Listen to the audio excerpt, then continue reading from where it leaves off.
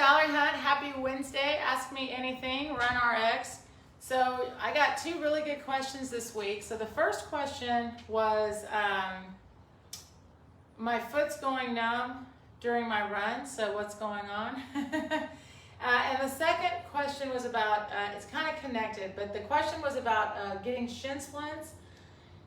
Trying to pull and I'm running, let's see, how did he say it? Basically he said, I feel like I'm working hard, I'm trying to pull, but I'm feeling pain in my feet. So I want to talk about a couple of things. One is, what kind of I do? What is it I do?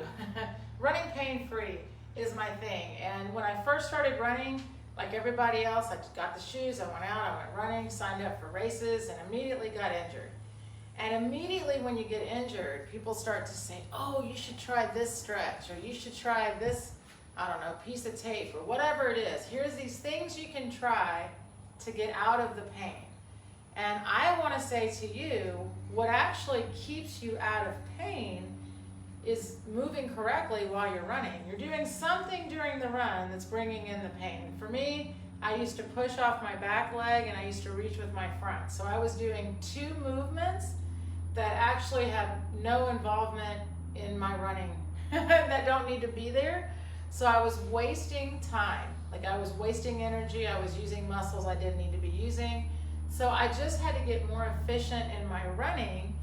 And honestly, the best part about changing your movement to be more efficient is that you're less likely to need all of the things that seem to be for the pain, right? Now, that being said, I fully believe in stretching and self-care and mobility work and all of that as a way to stay out of injury, as a way to recover from injury, as a way to prevent injury. And I just think it's really good for the joints and for the body overall.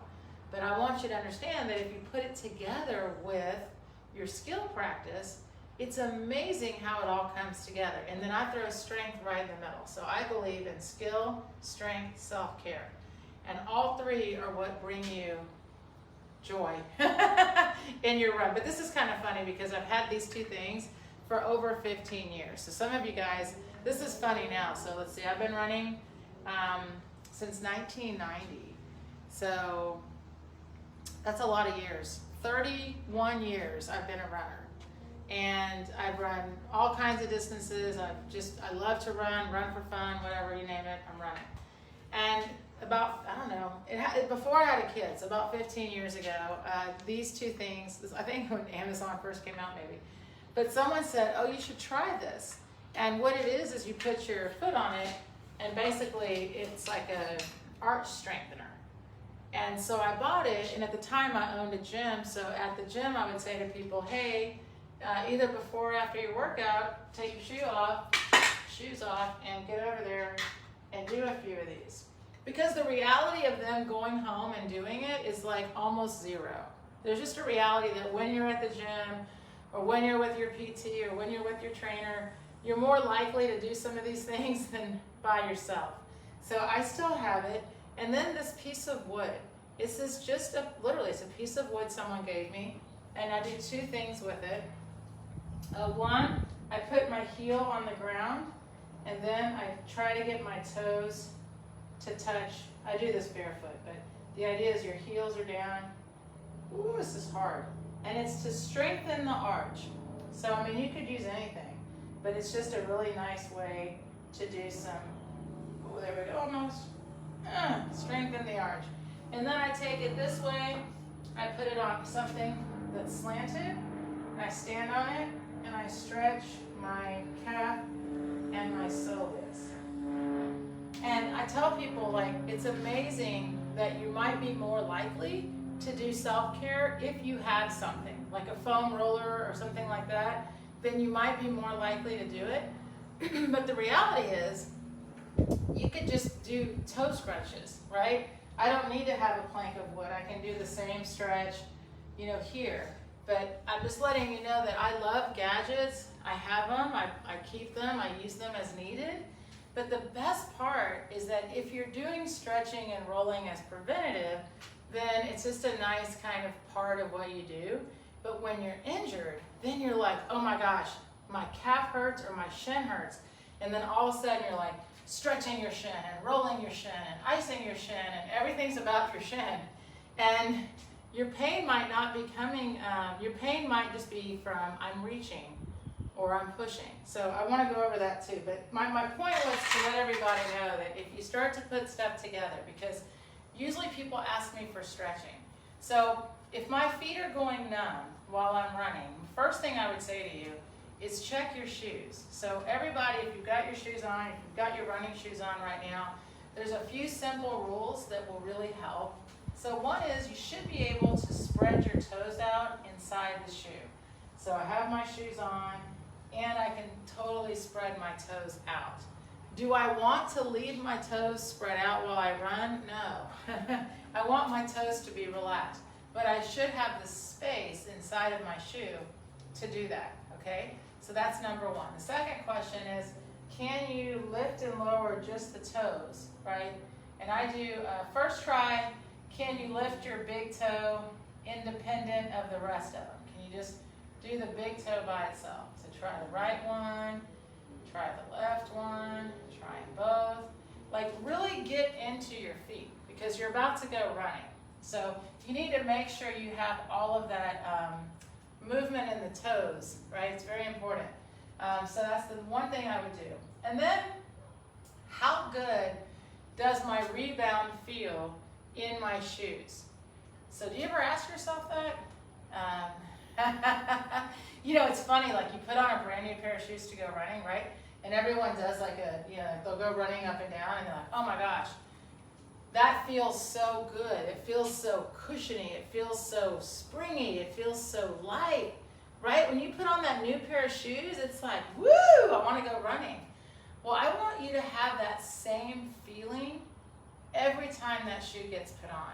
And so really what you want to feel is that when I have my shoes on, I'm able to stay with, like I said, you got your feet relaxed. How good's the rebound? Because, and what does that mean? That means how much can I sense that when my foot touches down, I can pop off. So then there's two things. One is you have to be comfortable using muscle elasticity, which you can train. And two, if your shoe has a nice rebound, in my mind, it's a good shoe. Versus if you have a shoe that's like too thick, then you feel more like, instead of a nice tight rebound, you feel more of a sink and jump kind of feel. Or if it's too stiff, you know, you'll feel like you're on a piece of wood. So you should feel like I can do a really nice hop in my shoe. So if my foot's going numb while I'm running, my thought is you have some tension somewhere in the ankle. I need to have what's called a floppy ankle when I run. So what is a floppy ankle? Well, here's the thing. Muscles only contract and release. So if I'm not using a muscle, it's relaxed. It's floppy, if you will. So like my wrist. When you're running, why don't you do this while you run? Because it would be very uncomfortable and unnatural. So you hold a nice light bend in the elbow, but this is a slight tension. You're holding your wrist here. You're not just running like this, right? However, we do want our ankles to be like that, but only while they're in the air. So in the beginning, it's kind of a thought because you may not even realize you have tension in your ankles. But adding in just, ankle circles are real simple. Same thing, any joint you have, moving it around its natural movement, like arm circles, because my shoulder is also a ball and socket. Hip circles, because the same thing, that's what the hip is meant to do, swings, right? Move the joint, right? Ankle circles, because the ankle likes to do that. And, my floppy ankles comes from, if I can get comfortable with my run, that I simply pull my foot from the ground and then do nothing, then it is floppy here, it's floppy here, it's floppy here, it's floppy here, and then all of a sudden right here it goes, ka-tank! It's like you're on the ground for like a 1/10 of a second, and in that 1/10 of a second, it's like a harmony or a symphony. Like your body comes together, drops on the ground, and in that moment, that's when it's called gravity, ground reaction force, and muscle elasticity work together to pull the foot back up. And so when you're running, you are pulling, but only enough to break contact with the ground. So you actually are running like this. Like that's how small the pull is. It's just that because of movement and because the muscles working together when needed, the hamstring will finish pull height. You know, imagine if you guys just saw the Olympics, those people, the sprinters, like their ankle is like this high. Can you imagine physically trying to do that? Like, I mean, it's insane. I mean, what they do incredibly well is the timing of their pull. They know exactly what time to pull their foot up from the ground, and then they've got a release to pull the other foot. So if your foot's going to sleep or you've got pain in the foot or any kind of tension, it's because you're trying to do two jobs. You're either trying to push the back foot, you're trying to pull all the way to pose, or you are putting the foot down. So any type of tension in that foot is going to do that. Hi. Yes. Okay. All right, so that's a great question. So, make sure, hold on. Okay. In order to have travel time in the air, there has to be some vertical movement. How can you move vertically if you cannot push off? Does the vertical movement come from the muscle elasticity? So, remember the main element of running. So there's three elements to the gait cycle. There's the running pose. So this is the pose when we are on the ground, figure 4, the pose. From here, it's gravity, it's falling. So the fall element is the biggest thing we want to think about when we are thinking acceleration or travel. Okay, so what happens is here I am, and so we all have the opportunity to fall 22.4 degrees. I've never mastered that. But whatever distance you fall, what I want you to realize is absolutely gravity is bringing you down in 1,000%. So what happens is we are redirecting the hip forward. Gravity acts on our center of mass. So you're falling, your body is falling and recovering this fall angle. So your body falls forward, your foot pulls up from the ground. Sorry, I didn't mean to go twice. So you fall and pull. So that distance between the fall and the pull is the stride length, if you will, right? And if I'm moving, it's going to be bigger. So yes, the time in the air, that's the best part, comes from that combination of the gravity, ground reaction force, and muscle elasticity. Yes, we actually only use 10% active muscle contraction. So if I allow that to happen, then based on the length of my fall is how much time I will spend in the air. So I can only control what happens on the ground, and that's why it's so fascinating when you start to learn how to run like this. It's called allowing movement, meaning if my focus is simply on holding a certain angle of fall and pulling my foot, basically to keep up with my falling body, you'll start to get a timing. Because if you watch, did y'all watch the marathon? Either one, they were both extremely exciting, but we'll go with the men's marathon. So if you watch Kipchoge, when he breaks away from the pack, he does this a lot, right? he never misses a beat. Like he, by the way, got faster the rest of the race, right? So this man is running, his fall angle is about 18.5, his cadence is about 185. He almost never wavers. He simply holds here. I mean, it's really, if we go back and watch any of his running, and you'll see that with his feet. They're just, he is on time. Because he's really, his skill is in the insane amount of fall. He's holding like a sprinter's angle of fall for a marathon. But we can't see falling. You can't see gravity. You can only feel it. So it's a relationship that he has, but you can develop the same relationship. And when you start to let go of, worrying about what I need to not worry about, when you start to really get more comfortable with the understanding that my stride length will increase if I simply do nothing but pull. You know, and you let go of other thoughts, like I'm not reaching, like I know the ground is there, I'm not worried about it. And so that rebound, that the foot is pulling up, so back to that vertical oscillation, I'm not jumping. It's gonna be some minimal oscillation and 100, right, because gravity. However, I'm trying to minimize vertical oscillation as much as I can. So think about legs separating goes this way, not up and down, right? It's range of motion. So your legs go out this way. They're not really going up. The foot goes up. The foot goes up and down, and it's using a lot of elasticity. So if I stand in place, you can see hopping. But if I travel, the foot's still in that rebound pulling, but the body is traveling forward. So sorry, I kind of geeked out there for a minute, but I hope that helps. One of the challenges, and I'll finish with this, let me just go real quick with shin splints. Shin splints, plantar fasciitis, my foot's going numb, my IT band, you know, my hamstrings tight, all of these things, absolutely, you need to stretch, sure.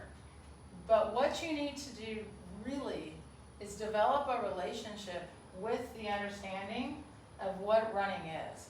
And that, honestly, like even the concept of it, just to understand, I need to hold my ears, shoulders, hips in line.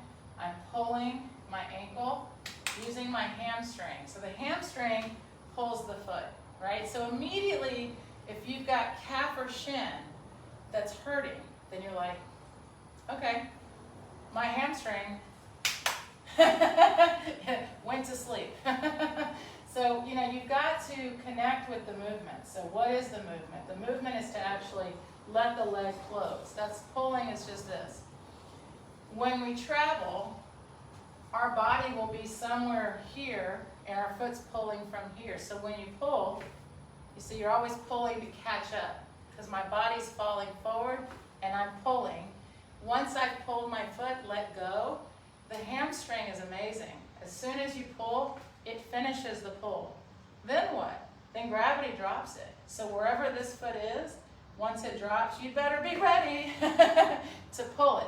So when you start to play around with just what running is, then when you go run, it's an opportunity every time to practice falling because you just can only get better as you go. So I'm falling. What is falling? It's just gravity letting your body go, woo! And then you pull to keep up.